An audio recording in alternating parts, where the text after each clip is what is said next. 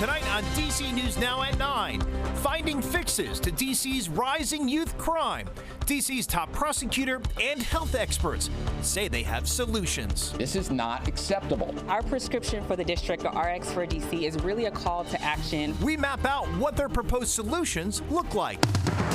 Good evening, everyone. Storm chances, they increase for your Wednesday and Thursday forecast in a moment. A Virginia dad has a lot to be proud of. If not for his son's quick thinking, he may have missed out on a major milestone. How the high school senior is credited with saving his father's life. Plus, looking ahead to Memorial Day weekend, we'll tell you the best times to hit the road for the holiday so you can stretch your dollar on gas and get to your destination sooner. You're watching the station covering all of the DMV. This is DC News Now. Hi, everyone. Thank you for joining us tonight for DC News Now at 9 o'clock. I'm Chris Flanagan. Well, tonight we're taking a look at DC's troubling youth crime trend. Kids committing violence and kids falling victim to violence. Just today, family and friends gathered to say a final farewell to 3-year-old Taya Settles. The little girl was killed by a stray bullet while riding in a car in D.C. earlier this month. Balloons, stuffed animals, flowers, and photos of Taya lay along Hartford Street Southeast. See here the child's tiny casket tugged by a horse and carriage on the very same stretch of road where she died. As of tonight, no arrests have been made. Taya is one of 7 juveniles killed by gun violence so far this year.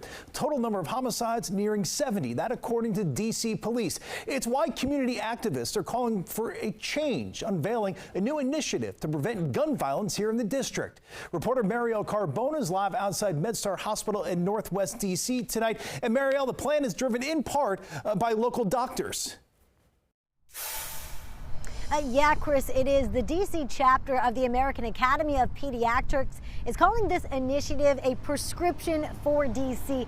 They are calling on city leaders and organizations to prescribe preventative measures to put an end to gun violence and then in turn address some of those long-term effects and trauma from it. Now, in this prescription, it calls for various things, including an increase in community spaces, funding for out-of-school time, more support for school attendance, improving mental health access, and prioritizing economic investment, among some other items there. The organization says violence and trauma can have huge impacts on our children, leading to sleep issues, problems in school, chronic mental health issues, and just so much more. So that is why they are saying prevention and really getting at these root causes is key. Sort of like taking your fruits and vegetables to live a healthier life. So prevention is key. What are all the things, all the assets in our communities that we can build upon to prevent, some of these dangerous outcomes like violence in communities? And of course, this is not an easy thing to do. A lot of the asks or those items prescribed today, they take money from the city and government to really make happen. And Chris, another big part of today's event where they unveiled this, the panel, it was really just about bringing together different organizations, healthcare leaders, city government, breaking them out of their silos so that they can better work together to address some of these problems. Live tonight in Northwest D.C., I'm Marielle Carbone, D.C. News Now. Let's hope it can make a change. Marielle, thank you.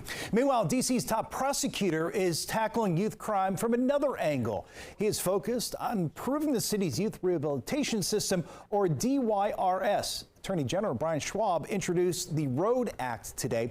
It addresses recidivism rates. According to Schwab, more than 92% of convicted minors get arrested again once they're released. His legislation would require DYRS to create new supervision and intervention practices, more independent oversight of the agency, and more power to the D.C. Superior Court to intervene when needed. At a council hearing today, the agency's director acknowledged there is room for improvement. We'll always be receptive to improving the policies and practices that we use to ensure that we are taking the best approach. Well, that bill now goes to City Council. We have reached out to the mayor's office for comment.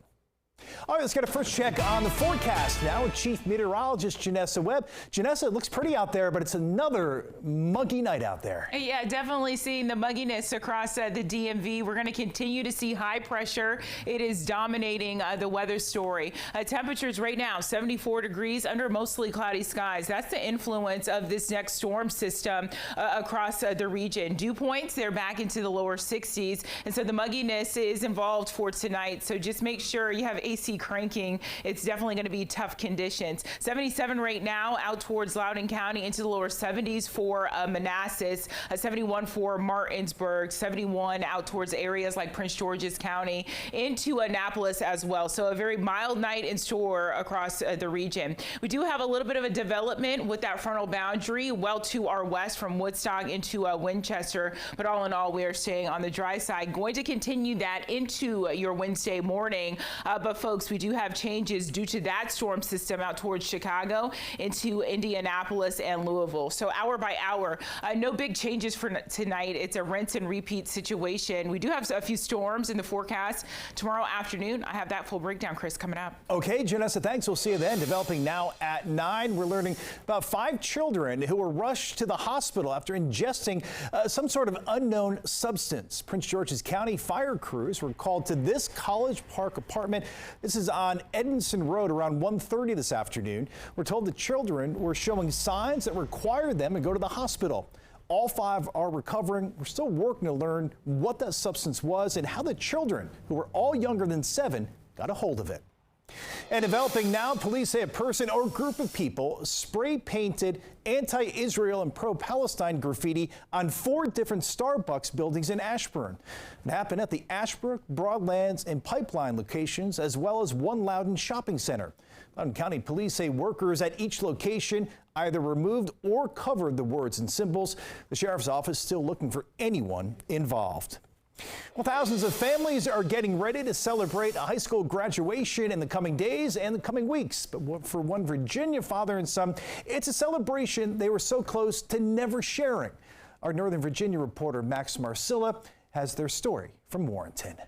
Okay, I'm just going to do that in the glass dish. For Rhett Hepler and his father, Joe, this is any ordinary day. It's dinner time after school, a moment between a father and a son.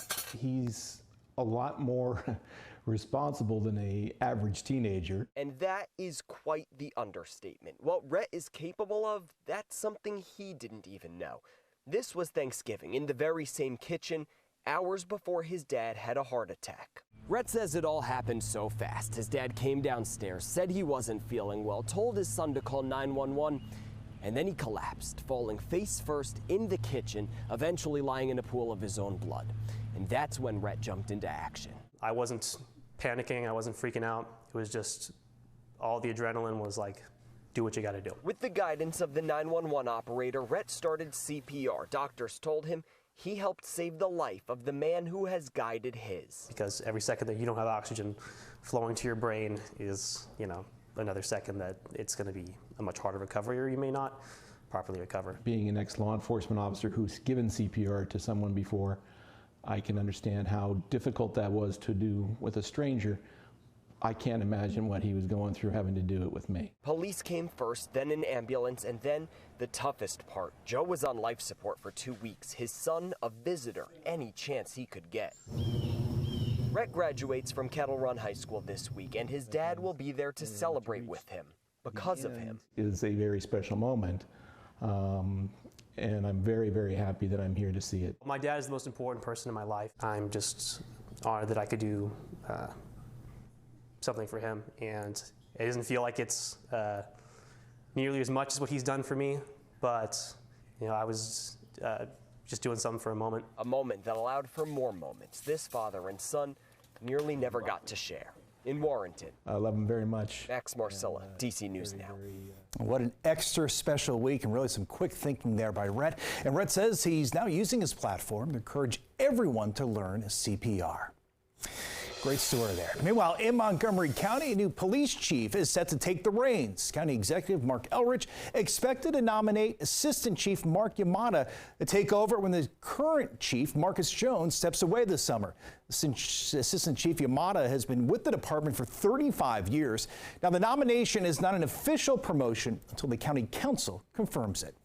Happening now at 9, Southwest Airlines is looking to add a new nonstop route from Reagan National out to Las Vegas. It comes after Congress passed a bill last week that adds 5 round-trip flights in and out of Arlington. DC News Now's Daniel Hamburg live tonight at the airport. And Daniel, some mixed reactions from passengers you spoke with tonight.